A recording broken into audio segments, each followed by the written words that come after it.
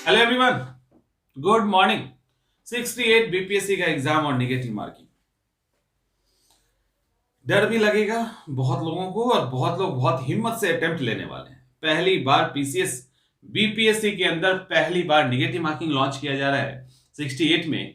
ये कुछ लोगों के लिए थोड़ा सा डरावना भी है, कुछ लोगों को लगता है नहीं ठीक है कर लेंगे।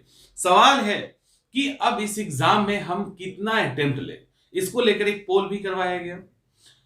वैसे भी अब पोल करवाने के पीछे कारण क्या था? कारण था अधिकांश लोगों का ये कहना है कि निगेटिव मार्किंग को लेकर हम एग्जामिनेशन में क्या करें, कितने क्वेश्चंस को लेकर अटेम्प्ट करें।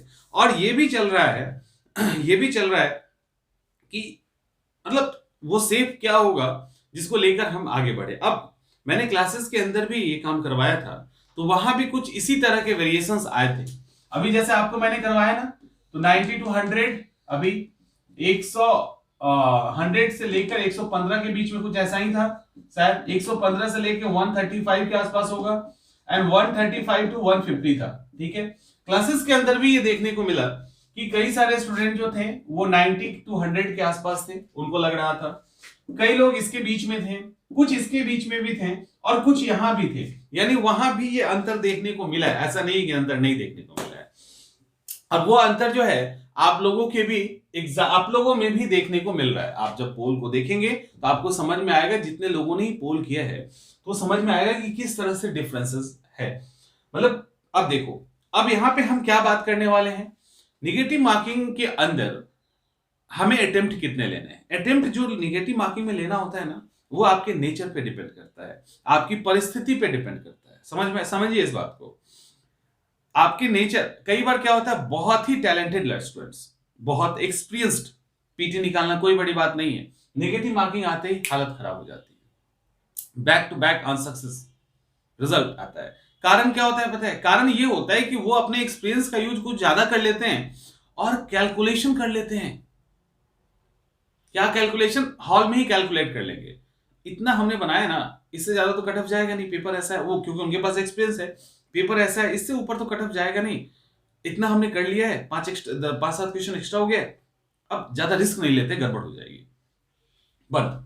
समझ में आ रहा है? उतने में बंद। उससे क्या होता है कि आप एग्जामिनेशन हॉल में बैठ के एग्जैक्ट कैलकुलेशन नहीं कर सकते, कोई नहीं कर सकता है। ठीक है। और दूसरी बीपीएससी की स्पेशल खासियत कि वो कहां पे क्या गलती कर दे, सही को भी गलत कर देती है, तो वहां पे आप बैठ के एकदम से कैलकुलेटिव नहीं हो सकते हैं। तो ये एक तरह के, तो ये अक्सर हाँ जिनके अटेम्प्ट समाप्त होने वाले होते हैं या बहुत नजदीक होते हैं, एक एज निकल चुका होता है, तो ये डर और घबराहट का माहौल उनके अंदर होता है। और दूसरा, जो बचकानी हरकतें, जिनको अच्छे से है ही नहीं कि अटेम्प्ट कैसे लेंगे, तो उनके अंदर ये चीजें होती है।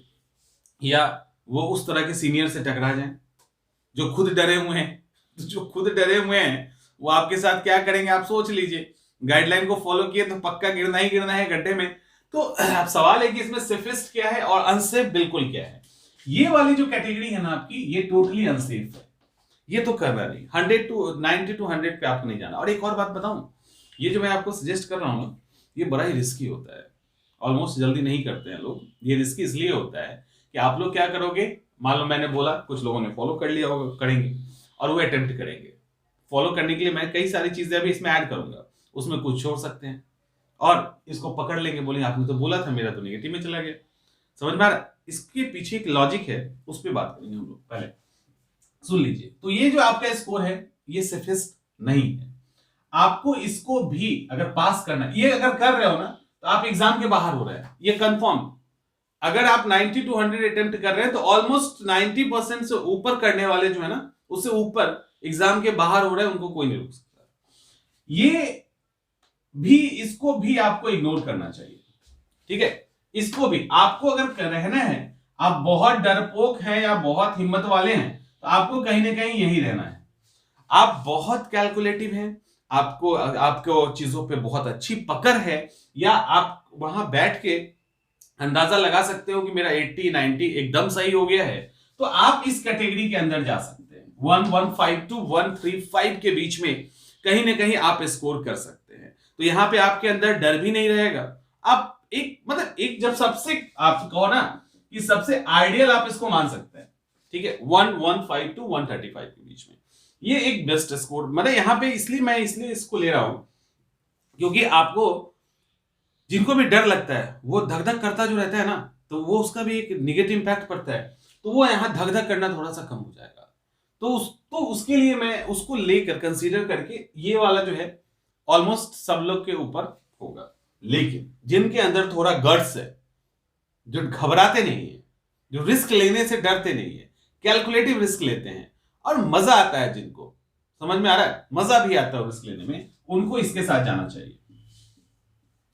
जिनको एग्जाम निकालना पैशन है, जिनका एग्जाम वो पैशनेट होकर निकालना चाहते हैं, एग्जाम एकदम बिल्कुल चढ़ के निकालना चाहते हैं, घबराहट नहीं होती है, और उसका रियल ये नहीं कि लापरवाही में, उसका एक बेसिक फैक्ट है कि उन्होंने अच्छे से पढ़ रखा है, तो आपको 135 to 150 जाना चाहिए। अब सवाल है कि ये सबसे सेफेस्ट है जो ओवरऑल सब पे लागू हो जाएगा, ये उनके लिए है जिनके अंदर गट्स है। ठीक है, गट्स है, सिर्फ पढ़े हैं इसलिए नहीं, मैक्सिमम पढ़ाकू जो है ना, जो बहुत पढ़ लिए होंगे वो यहीं पे घूम जाएंगे, इसके ऊपर नहीं जाएंगे जल्दी, मैक्सिमम पढ़ाकू नहीं जाएंगे। यहां पे पढ़ाकू के होने के साथ साथ आपके अंदर वो ताकत वो होना चाहिए। ठीक है, वो जो एक एक्स फैक्टर होता है ना, वो एक्स फैक्टर आपको आपके अंदर होना चाहिए। अब सवाल है कि ये जो कैटेगराइज किया गया है, इसमें मैं जो इसको कह रहा हूं तो आपके मन में आएगा कि फिर तो डुबा दोगे नेगेटिव मार्किंग में। देखो, कभी भी आप में से अधिकांश लोग देखते होंगे नेगेटिव मार्किंग में तो आप लोग हमेशा काम करते हो, आप में से अधिकांश लोगों का रिजल्ट आता है और 10 क्वेश्चंस मैथ्स के होते हैं।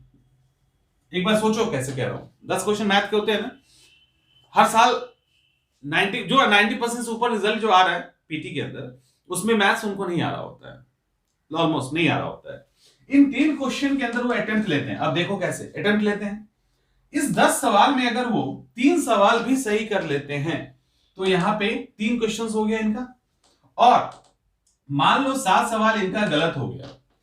ठीक है, 7 सवाल गलत हो गया।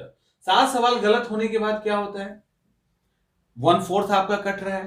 ठीक है, तो आपका कितना कटा, 7 है ना, तो 1.75 यही हुआ ना कुछ। देखो मेरा मैथ्स थोड़ा कमजोर है, आप लोग को पता है, तो वो देख लीजिएगा। तो यही क्वेश्चन आपका कटा, तब भी आप फायदे में है ना, तब भी फायदे में।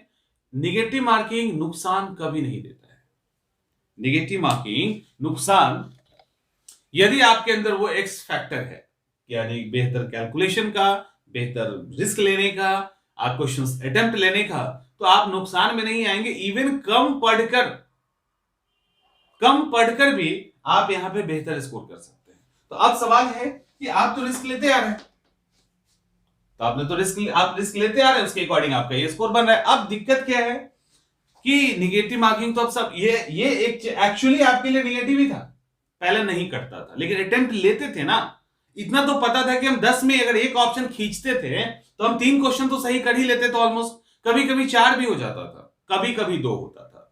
तो 2 भी अगर आपका हो रहा है 1 मिनट के लिए और 8 गलत हो रहा है, 2 में तो कोई डाउट ही नहीं है, 8 गलत हो रहा है, निगेटिव में नहीं जा रहे हो आप 0 में, कोई आपको नुकसान नहीं हो रहा। नुकसान तो हो ही नहीं सकता निगेटिव मार्किंग में, इसको याद रखिएगा। अब सवाल है कि जब आप क्वेश्चन अटेम्प्ट कर रहे होंगे एक लेवल पे, आप जब सारे सही क्वेश्चंस को अटेम्प्ट कर लोगे, जब दूसरे लेवल पे जाएंगे तो जो कंफ्यूजन वाला पार्ट है उसको करेंगे। उसके बाद आपके पास हो सकता है 20 से 30 के आसपास ऐसे सवाल आ जाएं जो सवाल आपको नहीं आता है, उसमें भी दिमाग लगाइए, कुछ तो निकलेगा। मान लो हम नहीं निकल रहा है कुछ, 20 ऐसे 30 ऐसे सवाल हैं जो नहीं निकल रहा है। अब वहां पे कई तरीके हैं इसको अटेम्प्ट लेने के। पहले कि कोई भी एक ऑप्शन उठा लीजिए, A B C and D, अमूमन लोग कहते हैं बी एंड सी को उठा लीजिए। उसके बाद इससे भी ज्यादा श्योर एक फॉर्मूला है, उसमें ही बात करते हैं। आपका ओएमआर होता है ना ऐसे, इसके अंदर गोला रंगा होता है। तो अब आप जब 20-30 क्वेश्चन बच जाए, यानी 120 या 130 क्वेश्चन तो आपने अटेम्प्ट ले लिया, अब आप अपने ओएमआर को चेक कीजिए। ई ऑप्शन को छोड़कर देखो A B C and D, इनमें सबसे कम किस में लगा है। अगर सबसे कम मान लो डी में लगा है, सबसे कम ए में लगा है, पकड़ के खींच दीजिए, नहीं होगा गलत, सवाल ही नहीं उठता। और मान लो कि बी सी है ना, डी है, ए है।